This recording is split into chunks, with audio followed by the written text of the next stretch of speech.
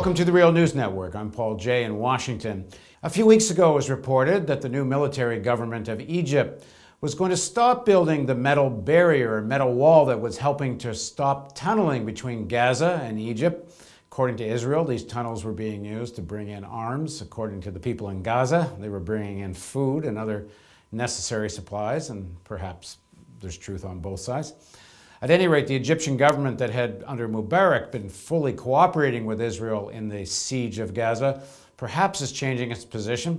There have also been some major protests in Cairo outside the Israeli embassy.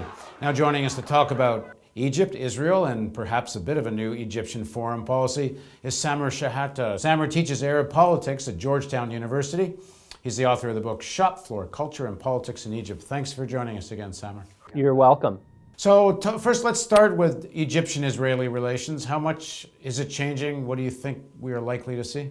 I think there's going to be some significant change in the Egyptian-Israeli relationship. As Nabil al-Arabi, Egypt's new foreign minister, stated, Mr. Mubarak was a treasure for the Israelis. And what he meant by that, and this is really quite true, is that President Mubarak, many felt his foreign policy was completely out of line with Egyptian national interests as well as Egyptian national feeling. He participated, as you mentioned, in the illegal blockade of Gaza.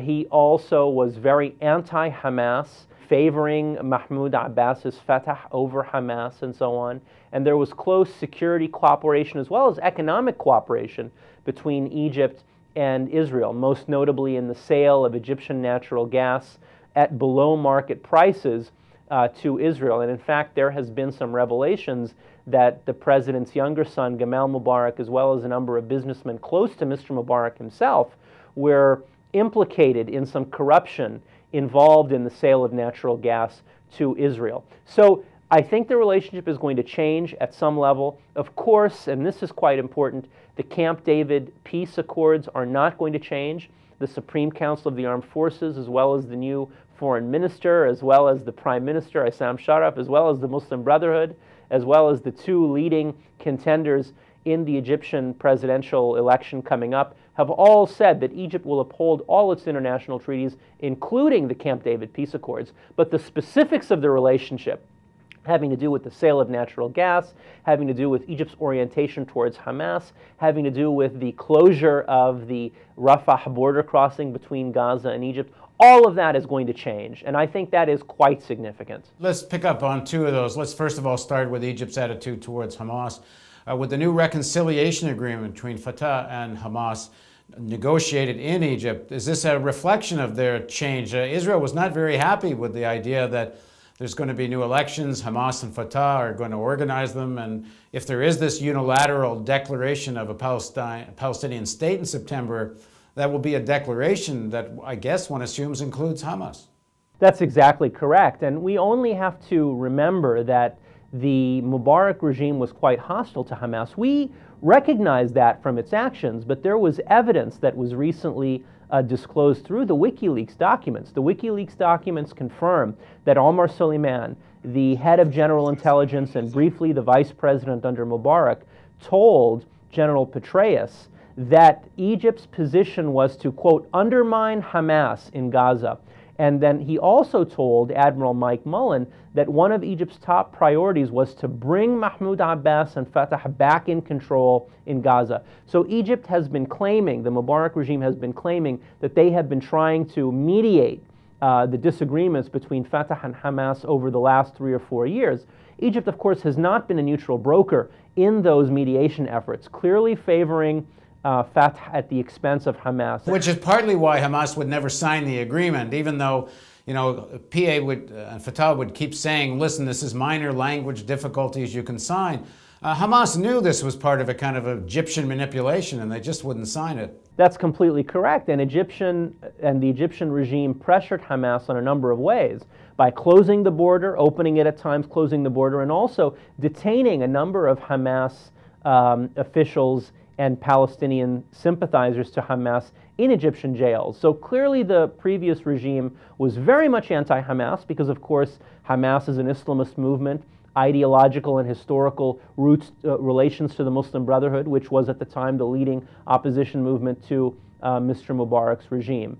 So yes, that has changed quite significantly. Not that the new Egypt is pro-Hamas, hardly, but it is genuinely interested in mediating conflicts between Hamas and Fatah to get to a unified Palestinian position that will hopefully help in achieving an independent Palestinian state in the near future. And maybe the new military regime in Egypt's a little more vulnerable to Egyptian public opinion on this point than Mubarak was. There's no question about that. This is much closer position to the middle Egyptian voter, as it were, than in the previous regime, which of course had no concern for Egyptian public opinion when it came to all kinds of things. Now, what about other parts of Egyptian foreign policy, particularly in the region?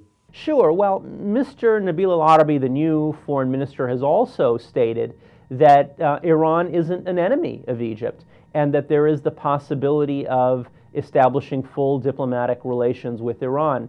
Of course, diplomatic relations were cut off in 1979, 1980 as a result of the Camp David peace accords, after, of course, the Iranian Revolution, which became then an Islamic revolution afterwards in Iran, and a denunciation of the Camp David peace accords.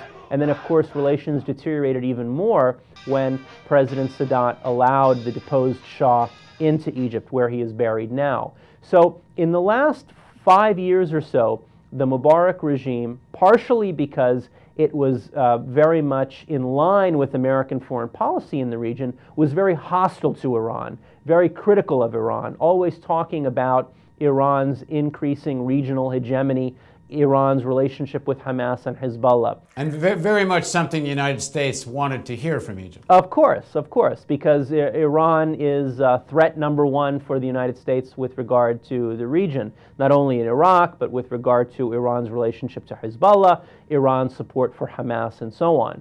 So Egypt was playing the role of the so-called moderate Arab state, along with Saudi Arabia and Jordan and other states, supporting American policy, very much hostile to Iran and hostile to Islamist groups in the region like Hezbollah and Hamas. The new Egyptian foreign policy is one that states that Egypt is not necessarily opposed to Iran, that they are not natural enemies, and that full diplomatic relations have the possibility of being reestablished. Right now, although Egypt has representation in Tehran and Iranians have representation in Cairo, there are not diplomatic relations at the level of ambassadors. So that's something likely to change. Egypt is still very dependent on American money for its military. They're looking for a new aid package from the United States. Are they not a little worried about how that's going to develop if they're a little too friendly to Iran? Well, this is the point that I was going to say. I mean, although diplomatic relations are going to be established, and although the kind of Cold War media war that had been taking place between Iran and Egypt over the last 4 or 5 years has come to an end completely, that doesn't mean that Egypt is going to become a strategic ally of Iran opposed to the United States. Hardly. They've also said in Cairo that they want to maintain very good relations with the United States, and I think this is going to be a tricky path to navigate, but I think that the new Egyptian government is capable of doing so, establishing full diplomatic relations, but not allying with Iran in the way that Syria does, for example. So I don't think that's going to negatively, or it does not necessarily have to negatively affect the U.S.-Egyptian relationship. Thanks very much for joining us, Tom. You're welcome. Thank you for joining us on the Real News Network.